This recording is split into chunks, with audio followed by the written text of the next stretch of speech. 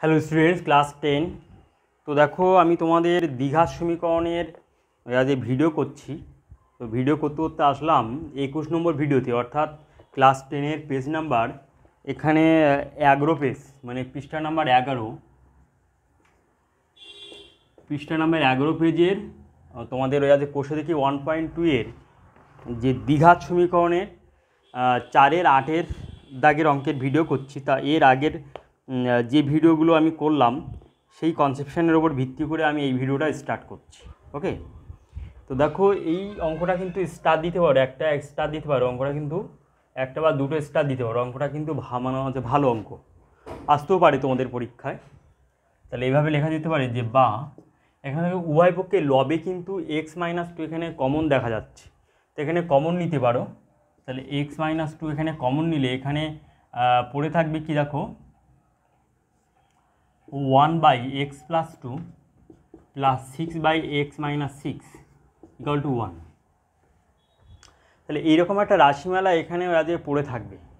তাহলে এখানে লেখা যেতে পারে বা x-2, তাহলে এখানে ব্র্যাকেটের মধ্যে ক্যালকুলেশন করলে তাহলে কী হবে, x+2 আর x-6, তাহলে এখানে হবে x-6। তাহলে এখানে এই রাশিমালাকে x+2 দ্বারা ভাগ করলে তাহলে 1 পড়ে, এখানে x-6 পড়ে থাকবে, এখানে 1-এর সাথে গুণ করলে x-6 হবে, প্লাস এখানে এই রাশিমালাকে যদি x-6 দ্বারা ভাগ করা তাহলে x+2 পড়ে থাকে, তাহলে 6-এর সাথে এখানে গুণ হয়ে যাবে, তাহলে x+2।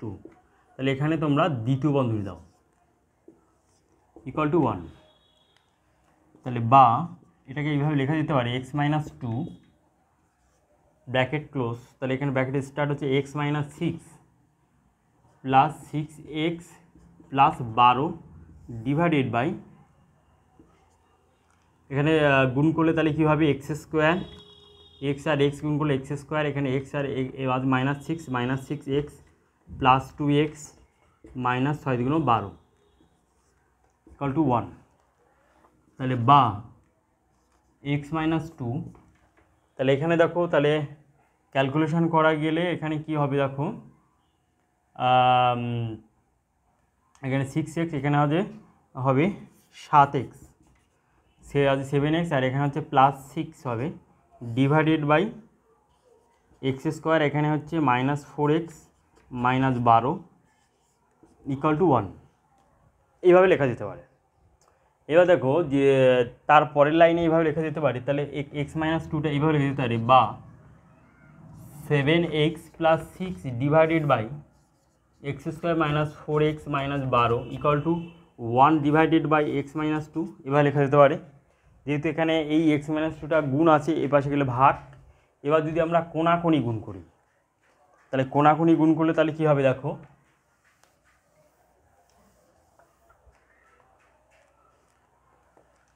7x + 6 এর সাথে গুণ হবে x-2 equal to x² -4x -12, তাহলে বা কী হবে 7x² আর 7 × 14x -14x আর প্লাস 6x, দেখো 7x আর x গুণ করলে 7x² 7 × 14x আর 6x আর minus 6 × 12 equal to x² -4x -12।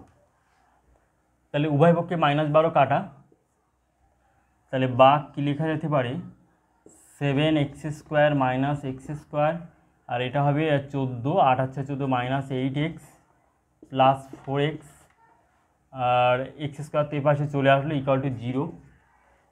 এইভাবে লেখা যেতে পারে ইকুয়াল টু। তার পরের লাইনে দেখো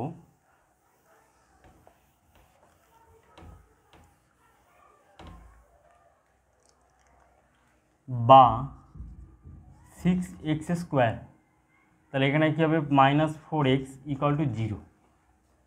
এইরকম একটা টার্ম পাওয়া যাচ্ছে। তারপর দেখো এখান থেকে কি ভাগ করা যায়, 2x এখানে কমন আছে, তাহলে এখানে হবে 3x - 2 ইকুয়াল টু 0। তাহলে অতএব লিখতে অতএব হয় 2x ইকুয়াল টু 0 বা x ইকুয়াল টু 0/2, তাহলে অতএব x ইকুয়াল টু 0, নতুবা 3x মাইনাস 2 ইকুয়াল টু 0 বা 3x ইকুয়াল টু 2, তাহলে অতএব x ইকুয়াল টু 2/3। অতএব নির্ণয় সমাধান, অতএব নির্ণয় সমাধান x ইকুয়াল টু 0 আর x ইকুয়াল টু 2/3, এটা হলো আনসার। তাহলে এইভাবে এই অঙ্কটা করা যেতে পারে। তাহলে এই অঙ্কটা সহজ পদ্ধতিতে আমি করলাম। ওকে, সহজ পদ্ধতি এইভাবে করলে তোমাদের আনসার একদম মিলে যাবে। ঠিক আছে, তাহলে আশা করি অঙ্কটা তোমরা অবশ্যই আজ বুঝতে পারলে। এরপরে আমরা 9 দাগের অঙ্কে আমরা আজ চলে যাব। এবার এই অঙ্কটা যে x-2টা যদি উপর থেকে যদি নাও কমন নিতাম তাহলে কিন্তু ডাইরেক্ট করলে অঙ্কটা উত্তর দিত, কিন্তু ব্যাপারটা হচ্ছে যে ক্যালকুলেটিভ হতো বা ভুল হওয়ার সম্ভাবনা থাকতো। ঠিক আছে, তো এইভাবে করলে সবথেকে সহজ পদ্ধতি এটা। এবার দেখো আমরা 9 দাগের অঙ্কের দিকে আমরা চলে যাচ্ছি। দেখো তাহলে দেখো 9 দাগের অঙ্কটা এরকমই দেওয়া আছে। তাহলে এই অঙ্কটা এইভাবে করব। তাহলে হরের এখানে লসাগু করব, তাহলে x-3 আর x+5, আর এখানে তো ডান পক্ষে এখানে 1/6 থাকবে। তাহলে x-3 এই লসাগু x-3 আর x+5কে যদি আমরা এই x-3 দ্বারা ভাগ করি তাহলে কি হবে, কাটা যাবে, সমান সমান x+5 থাকবে। দেখো এই যে লসাগুটা আছে, এই লসাগুকে যদি আমরা x-3 দ্বারা যদি ভাগ করি তাহলে ভাগ করলে আমাদের কি পড়ে থাকে, এখানে ভাগ করলে তাহলে লব বাই হর, অর্থাৎ লবে থাকবে, ভাগ করলে এই যে রাশিমালাটা থাকবে লবে, আর এই যে মানে ফার্স্টের ভগ্নাংশের এই যে হরটা থাকবে এখানে মানে হরে, তাহলে এখানে কাটাটি গেলে এখানে x+5 থাকবে। তাহলে ওই x+5 এর সাথে 1 গুণ করলে x+5 হবে, এখানে মাইনাস আছে। আবার এই যে লসাগুকে x-3 আর x+5কে যদি x+5 দ্বারা মানে ভাগ করা যায় তাহলে এখানে কাটা গেলে কি পড়ে থাকবে, x-3। তাহলে ওই x-3 সাথে 1 গুণ করলে কি হবে, x-3। ঠিক আছে, তাহলে এইভাবে লেখা যেতে পারে। তাহলে x+5 এর মাইনাসটা গুণ করে দিলে -x+3 ডিভাইডেড বাই, এখানে হরটা গুণ করে দিলে তাহলে কি হবে, x² তাহলে +5x -3x -15 equal to 1/6।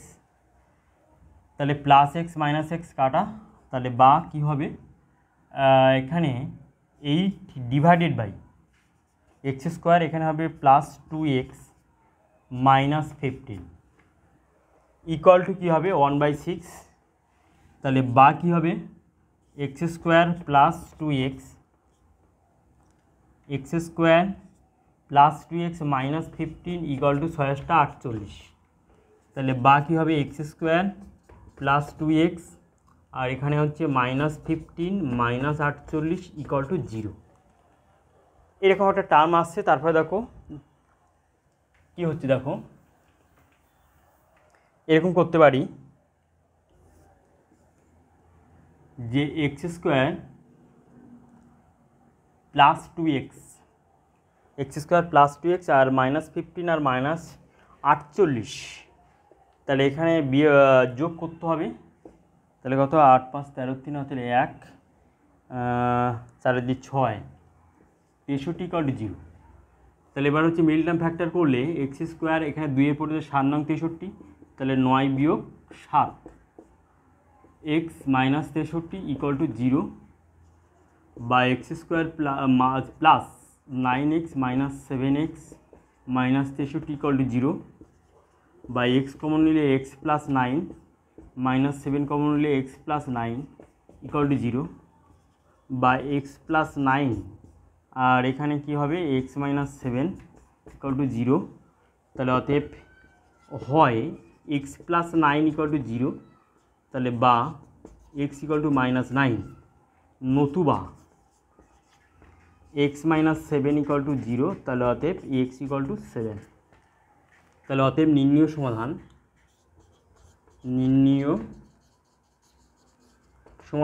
x equal to -9 আর x ইকুয়াল টু 7, এটা হলো উত্তর।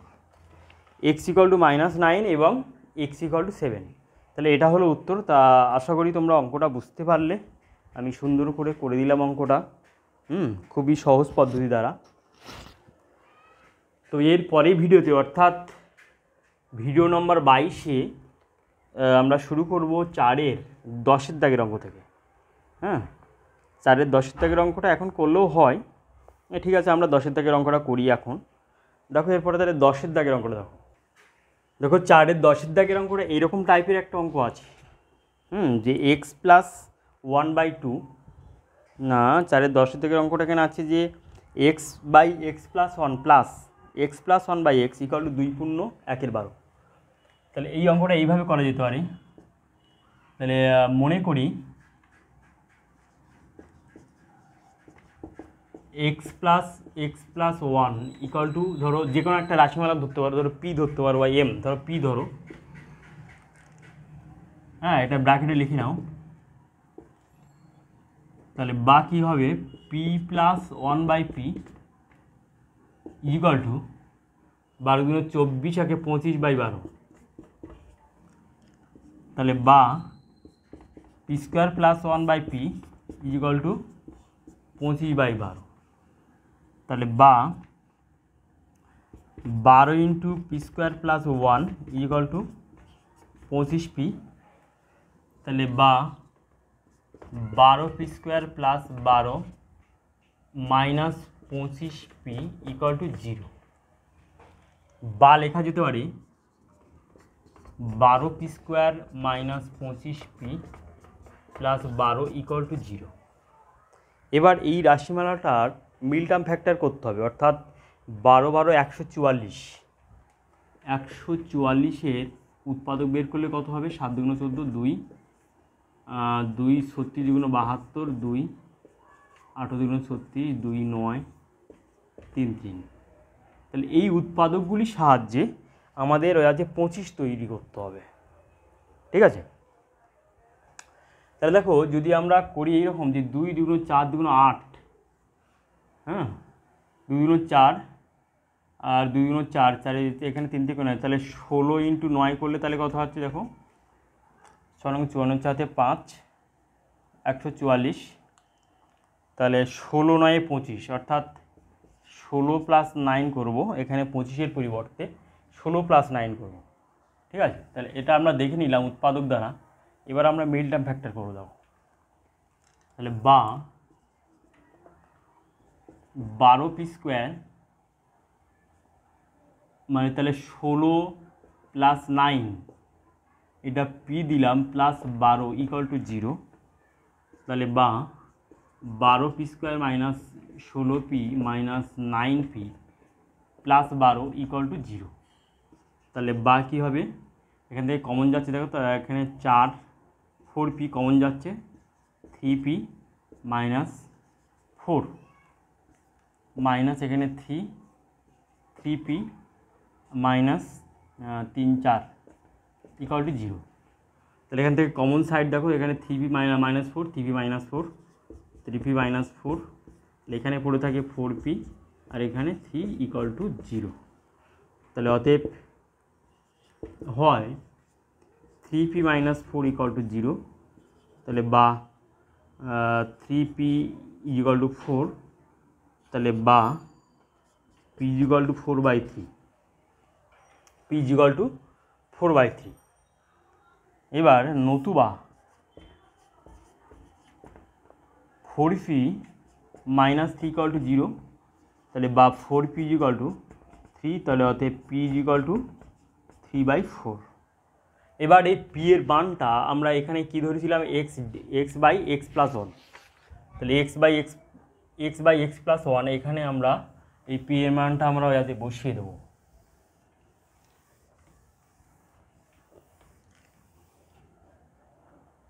এখানে তো মুছিয়ে দিলাম,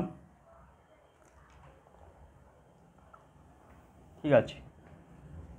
তাহলে এই পিটা তাহলে কী হবে? তাহলে অতএব p = 3/4। তাহলে বা লিখতে পারি যে x/x+1 = 3/4।